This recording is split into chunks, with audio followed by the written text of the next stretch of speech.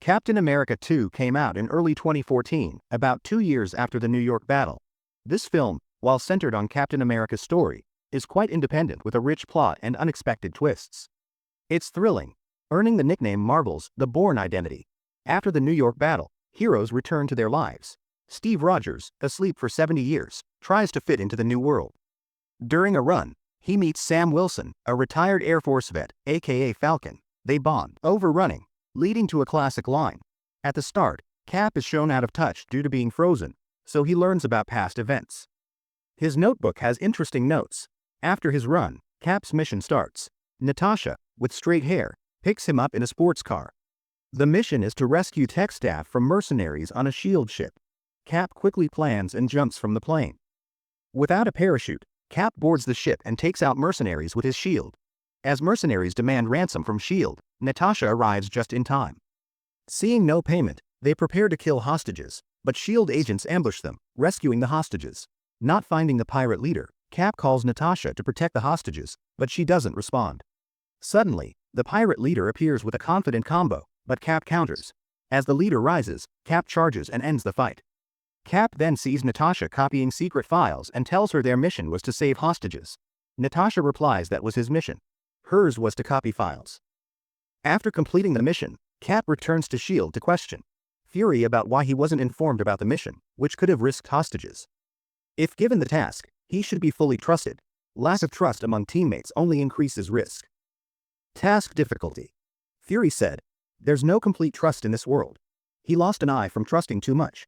Fury admitted this is called a compartmentalized operation, so no one leaks secrets. Since Hydra appeared, S.H.I.E.L.D. isn't what it was. Hydra agents are inside, and hidden evil grows. As Fury said, you can't trust anyone now because you don't know who to trust. Then Fury showed Captain America S.H.I.E.L.D's biggest secret, the InSight project. 3 aircraft carriers linked to satellites. Once launched, they monitor Earth. Satellites analyze DNA and strike if terrorist genes are found. Tony Stark designs a core system. In Marvel films, Tony is everywhere.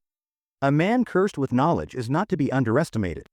Steve opposes this, saying it's not protection but fear. Disagreeing with S.H.I.E.L.D., he rides off to clear his mind. He visits his museum, where his achievements are displayed. Photos of his past, a picture of Bucky, and an interview with Carter make him emotional. The once beautiful Carter, now nearly 100, she's long married, missing 80 years of dates, a lifelong regret for Captain America. That dance might only happen through time travel. Learning Steve is alive, Carter cries with joy. Meanwhile, Fury opens the USB drive from Natasha to review files but finds he's unauthorized. Realizing there's a mole, he contacts Pierce to delay the InSight project. Seeing Fury's firm stance, Pierce agrees, but only if Iron Man attends his niece's party. Unaware of danger, Fury drives home, only to be surrounded by police cars. After being hit, Fury's arm is injured. Armed men surround him, bullets flying. Luckily, the car is specially bulletproofed, and the system starts just in time. Under the impact, the vehicle's exterior was already battered like a beehive. The shell's hardness was continuously deteriorating. Before the vehicle's system could recover, the opponent took out a heavy window breaker. The glass, clearly made in China, had only 1% strength left after multiple impacts. At the critical moments, the fearless one pressed the trigger and started firing outside. The vehicle's autopilot system quickly recovered, and the SUV, modified into a land tank, broke through the encirclement with Fury. Just when he thought he had safely escaped, a masked man in black appeared ahead, blocking the way. The mysterious figure shot a magnetic bomb at Fury's car, flipping it over. Trapped inside, Fury was severely injured. As the mysterious man approached, he found Fury had already escaped through the sewer. Meanwhile, Captain America had just returned home when his beautiful neighbor reminded him he forgot to turn off the sound system.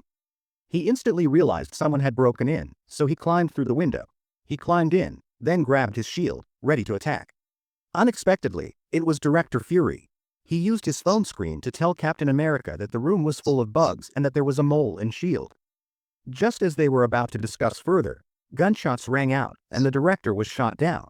Before losing consciousness, Fury handed a USB drive to Captain America, instructing him to trust no one.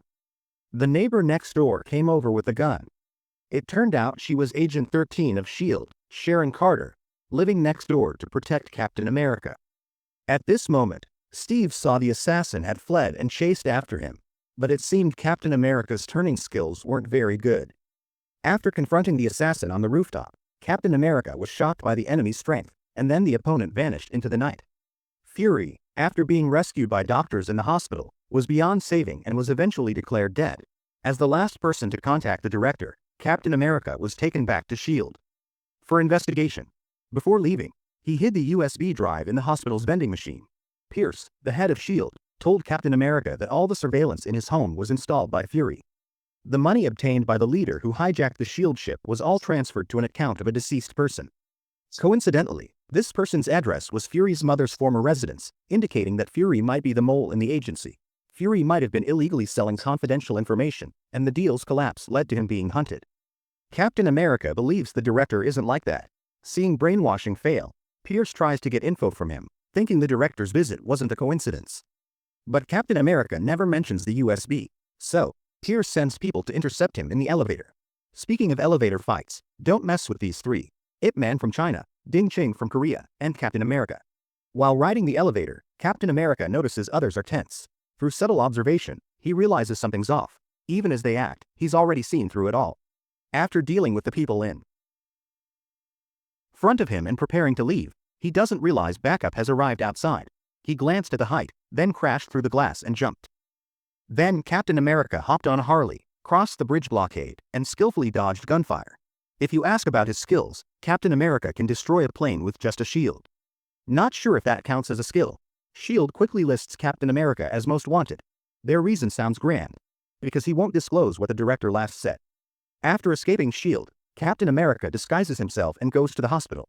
He walks to the vending machine but finds the USB missing.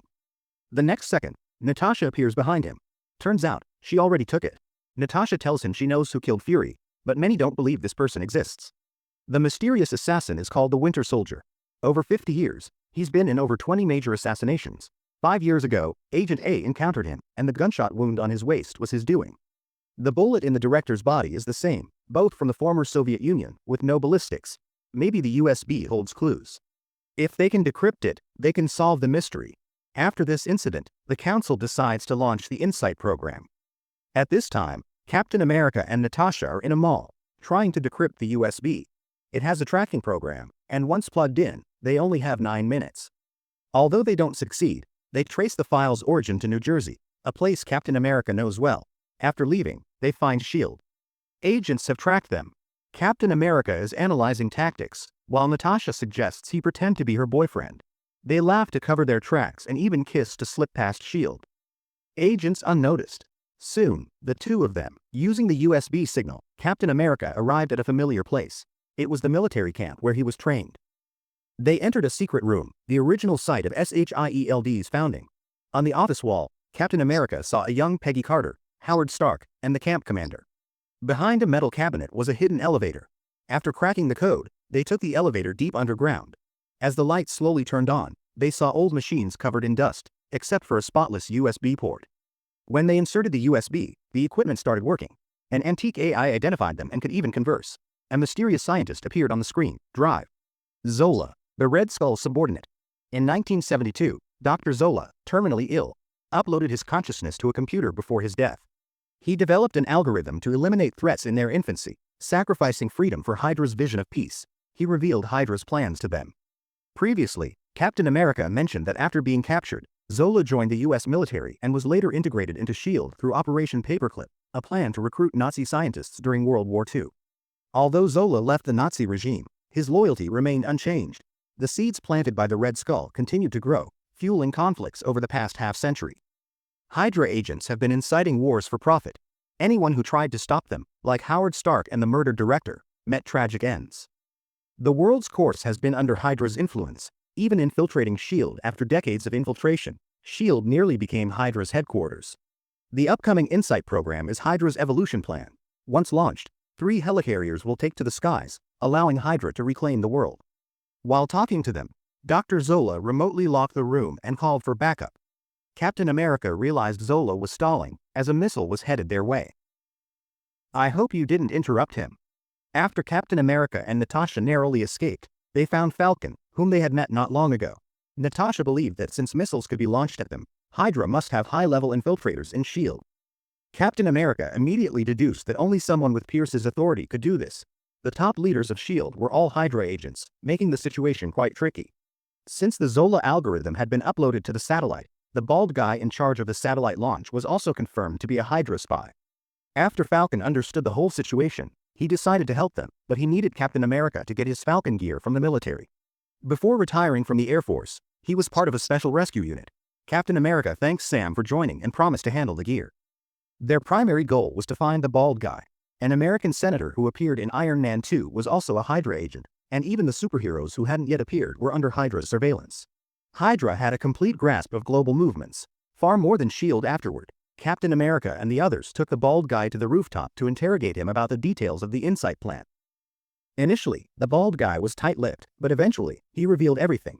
The so-called Insight plan was actually a program created by Dr. Zola. This program would analyze big data on everyone globally, using their daily habits and life trajectories to identify who might pose a threat to Hydra now or in the future. It would then use 3 S.H.I.E.L.D.-developed helicarriers to eliminate millions of people at once, including Captain America, Dr. Banner, Bride, Strange, a TV host named Carol, the Deputy Secretary of Defense, a high school student in Iowa, and others. Upon learning that the Insight plan would launch in 16 hours, they had to act immediately. However, on the way, the Winter Soldier appeared again, yanking the bald guy out of the car. Captain America quickly pulled the handbrake, sending the Winter Soldier flying.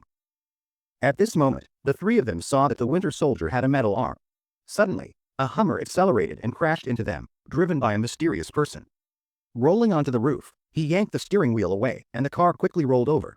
The U.S. team used the door of the car to take the 2 of them and skidded along, and before they could get up, the shells of the Eastern soldiers came. In the heat of the battle, Team America shielded themselves from Gaklin's frenzied fire, then quickly moved in to take down the enemy. The Falcon took cover on the bridge with his gun, and Gua then performed a decoy. Facing the modified cyborg, Gua is no match for him, and is shot in the shoulder by Dongbei as he flees. Just as the East soldier is about to kill him, Team America starts to run after him. As the 2 of them randomly engage in close combat, it is evident that Mystique's strength and fighting skills are no match for Team America. Dong Bing faced the 50-50 Team America, and they fought hard. In the end, the battle ended with the United States team to remove the mask of the East soldier. When the East soldier turned his head, the United States team was completely shocked. This person is his dead best friend, Bucky. The United States team shouted Bucky's name, but Bucky did not understand what he was talking about. When the United States team was frozen in the moment, the Falcon flew over to him, kicked him open, sister, and then a shell, a miraculous help, and after an explosion, Bucky disappeared from sight. When S.H.I.E.L.D's team of capture over here, 3 people were captured on the spot, and the United States team was slow to recover from Bucky's turn into a cold-blooded killer. The trio is captured on the spot, and Team America is slow to recover from Bucky's sudden transformation into a cold-blooded killer. On the way back to S.H.I.E.L.D., a guard attacks his companions, and they are rescued by Fury's right-hand man, Special Agent Hill, who then takes the trio to a makeshift stronghold where he brings them to a meeting with a man who has been declared dead, Director Fury, who turns out to not be dead, but rather is holed up in this area recovering from his injuries, and he's using his own technology, the Banner developed blowfish, to help him get out of his own way. He's using a puffer fish developed by Banner. The reason why Bucky faked his death to the public was to induce the Hydra and then try to turn the situation around, and secondly, only in this way, Fury could see who was the one who could be trusted.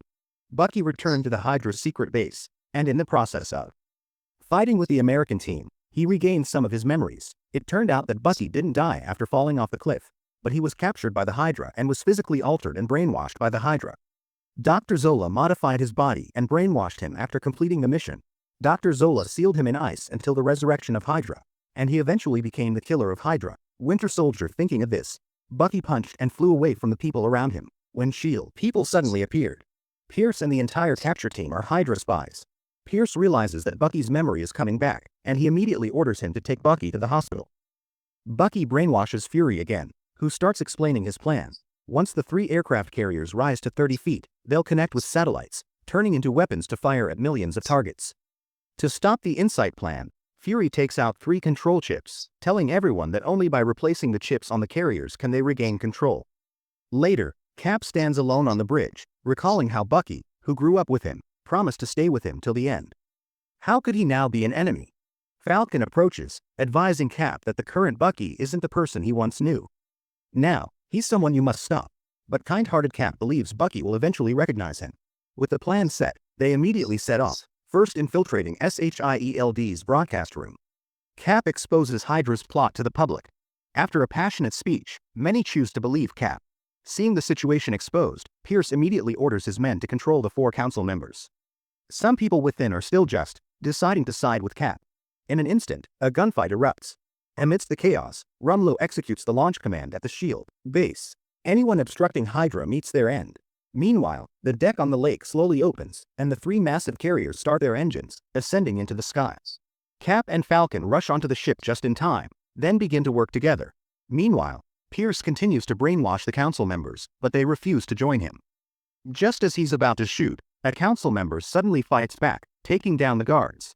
It turns out this person is actually disguised by Vahe, using advanced high-tech disguise.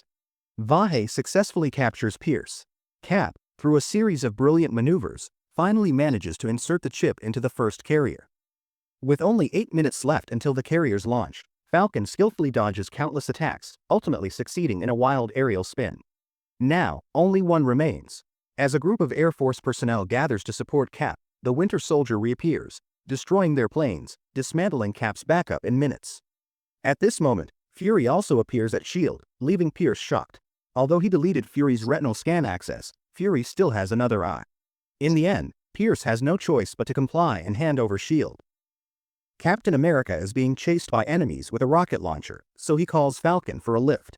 Just as they are about to replace the 3rd chip, Bucky suddenly attacks them, damaging Falcon's flight gear during the fight. Then, he is kicked off the mothership, forced to exit the battlefield. Fortunately, Captain America, with his protagonist's luck, reaches the 3rd carrier. Now it's just him and Bucky in a face-off. After failing to persuade him, the 2 former friends have no choice but to fight. During the fight, Captain America tries to replace the chip, but Bucky rushes in to stop him. Captain America is pushed off a height by Bucky, and the chip falls too. Captain America throws his iconic shield, but Bucky punches it away, then pulls out a knife and stabs Captain America's shoulder. Bucky is headbutted by Captain America, who then lifts and slams him down. He then tightly locks Bucky's neck until he passes out, and Captain America retreats. With only a minute left to reclaim the chip, just as Captain America is about to replace the 3rd chip, Bucky shoots him. Meanwhile, the 3 carriers start targeting countless people unknowingly, including Tony and Stark Tower. In just a few seconds, over 700,000 people are targeted. Just before the carriers fire, Captain America replaces the 3rd chip, making all targets disappear. After regaining control, Hill aims the carriers' guns at each other. Captain America, ignoring his own safety, orders them to fire, dismantling the situation. He and the director team up to kill Pierce. Falcon is fighting Rumlow, but Rumlow is soon hit by the damaged carrier, and large debris covers him. Captain America sees Bucky trapped under steel beams and helps him out.